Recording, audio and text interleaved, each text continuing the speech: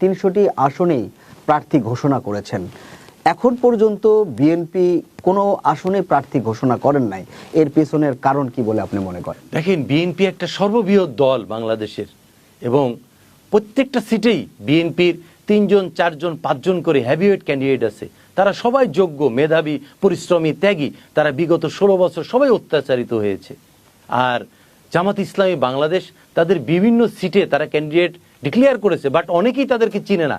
তারা পরিচিত হওয়ার জন্য অনেক আগে থেকেই তাদেরকে ডিক্লেয়ার করেছে, এলাকার মানুষের সাথে মিশার জন্য, পরিচিত হওয়ার জন্য এবং তাদের কাছে যাওয়ার জন্য। এই কারণে তারা অনেক আগে ডিক্লেয়ার করেছে। কিন্তু বিএনপি যেহেতু অনেক বড় দল এবং বৃহত্তর আঙ্গিকে তারা সর্বসময় জনগণের সাথে থেকেছে এবং জনগণের দুঃখ দুর্দশার জন্য তারা বিগত সময় ব্যাপক কাজ করেছে। এই জন্য এখনো বিএনপি চায় সৎ, নির্ভীক, মেধাবী, পরিশ্রমী এমন কাউকে নেতৃত্ব দিতে যার প্রতি জনগণ আস্থা রাখতে পারবে। এই জন্য এখনো বিএনপি ক্যান্ডিডেট ডিক্লেয়ার করেনি। কিন্তু আমাদের বিএনপির ভারপ্রাপ্ত চেয়ারম্যান, আমার নেতা জনাব তারেক রহমান কিন্তু বিভিন্ন জায়গায় সে কথা বলেছে, কথা বলছে এবং সবাইকে দায়িত্ব দিয়েছে জনগণের পাশে থাকতে, জনগণকে পাশে রাখতে এবং জনগণকে নিয়ে কাজ করতে। কারণ বিএনপির মূল শক্তি কিন্তু জনগণ, তৃণমূল শক্তি। তৃণমূলের উপর কিন্তু বিএনপি এখনো দাঁড়িয়ে আছে। এই জন্য আমি মনে করি যে বিএনপি আরও পরে দেখে শুনে সুন্দরভাবে ক্যান্ডিডেট ডিক্লেয়ার করলে, যেহেতু সবাই পরিচিত এলাকায়, সবাই কাজ করেছে, ত্যাগ স্বীকার করেছে, করলে আমার মনে হয় যে বিএনপি ভালো করবে।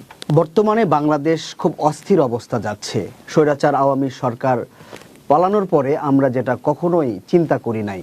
তো এই অস্থির অবস্থা থেকে আমরা কিভাবে সুস্থির হতে পারি?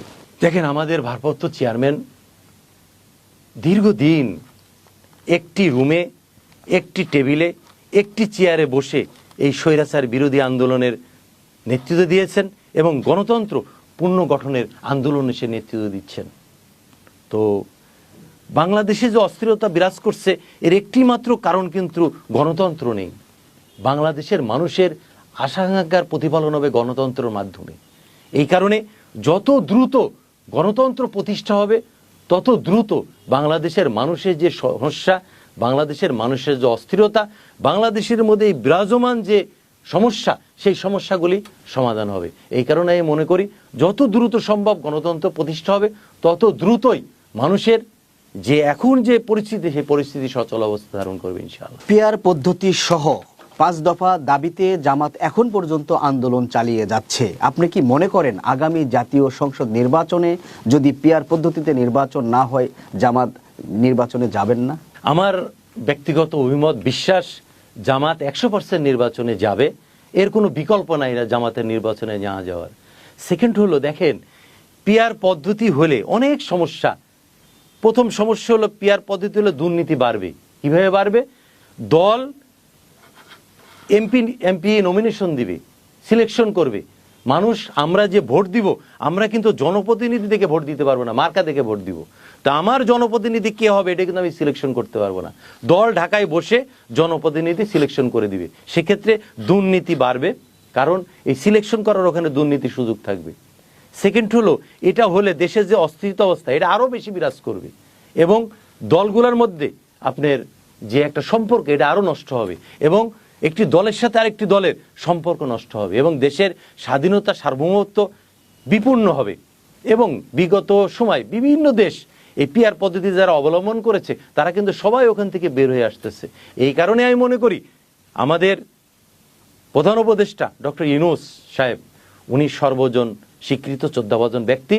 উনি যে নির্বাচনের গাইডলাইন দিয়েছে, রোডম্যাপ দিয়েছে, এই রোডম্যাপে ইনশাআল্লাহ বাংলাদেশে নির্বাচন হবে এবং জামাত ইসলামী বাংলাদেশ এই নির্বাচনে 100% অংশগ্রহণ করবে ইনশাআল্লাহ। শত ব্যস্ততার মাঝেও আপনি আমাদের স্টুডিওতে এসে সময় দিয়েছেন, বাংলাদেশ বিষয়ে অনেক গুরুত্বপূর্ণ তথ্য দিয়েছেন। এর জন্য আমাদের পক্ষ থেকে আপনাকে অনেক অনেক ধন্যবাদ। আপনাকেও ধন্যবাদ আমাকে আপনার স্টুডিওতে আমন্ত্রণ করার জন্য। আমি শুধু একটি কথাই বলবো, আসুন আমরা সবাই দেশকে ভালোবাসি, দেশের জন্য কাজ করি, দলের জন্য কাজ করি, সর্বোপরি জনগণের জন্য কাজ করি এবং জনগণের পাশে থাকি। প্রিয় দর্শক, আমরা অনুষ্ঠানের একেবারে শেষ পর্যায়ে চলে এসেছি। আজকের মতো আমাদের এখানেই বিদায় নিতে হচ্ছে। আবারও দেখা হবে আগামী অনুষ্ঠানে। সেই পর্যন্ত ভালো থাকবেন, সুস্থ থাকবেন, এই প্রত্যাশা রেখেই আজকের মতো আমরা এখানেই বিদায় নিচ্ছি। আল্লাহ হাফেজ।